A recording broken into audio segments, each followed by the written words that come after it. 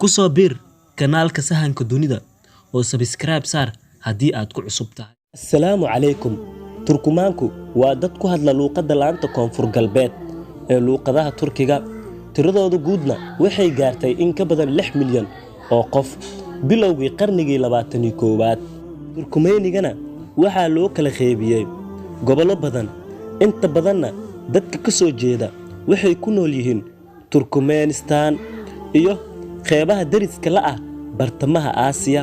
Qiyaas ahaan 3 meelood meel ka mid ah waxay ku sugan yihiin Ciraaq, gaar ahaan qaybta waqooyiga.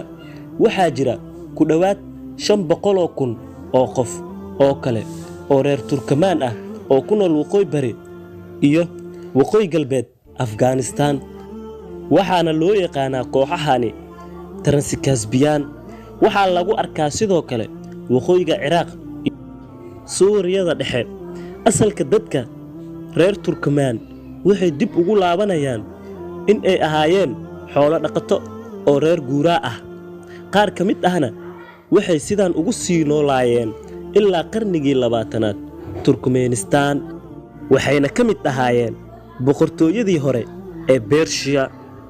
waxaa xusid mudan in Turkidii hore ee Seljuk ay xukumi jireen dhulalka Turkmeen ilaa qarnigii ugu horeeyay ee 13aad. kadibna Mongooliyadii uu hogaaminayay Genghis Khan ay ku soo duuleen waddanka.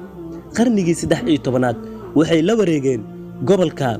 labadii qarni xigayna ilaa waxay gaareen Uzbekistan, waxayna ku duuleen dabayaaqadii qarnigii 15aad, waxaana go'doomiyay Mongooliska.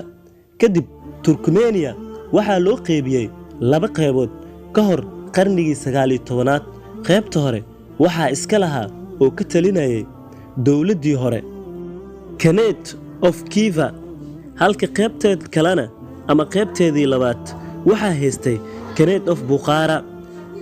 marka Turkmenistan waxaa loo yaqaanay Transkaspia region oo ku taal Ruushka Turkmenistan. Turkmenistan ayaa markii dambe ka soo baxday jamhuuriyaddii hantiwadaaga Soofiyeedka oo la aasaasay 1922. kadibna waxay heshay madax banaanideedii 1925. kadibna Turkmenistan waxay ku dhawaaqday madax banaanideedii 1990, waxayna xubin ka noqotay midowga 1991. waxaa la dhisay dowlad ka awood badan tii ka jirtay jamhuuriyaddii dhowaan xurriyadda qaadatay ee bartamaha Aasiya. Turkmenistan waxay ku taalaa bartamaha Aasiya, waxayna u dhaxaysaa Iiraan iyo Uzbekistan. dhanka badda waxay ka saaran tahay Caspian. Turkmenistan wax yar ayay ka weyn tahay gobolka California. wadar ahaanna aageedu waxaa lagu qiyaasaa 488,100 kiiloomitir oo iskuweer.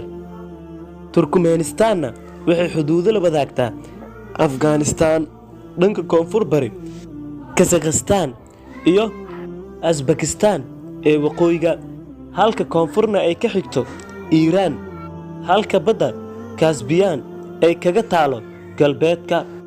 dhererka xuduudaha Turkmenistan waa 5,504 kiiloomitir.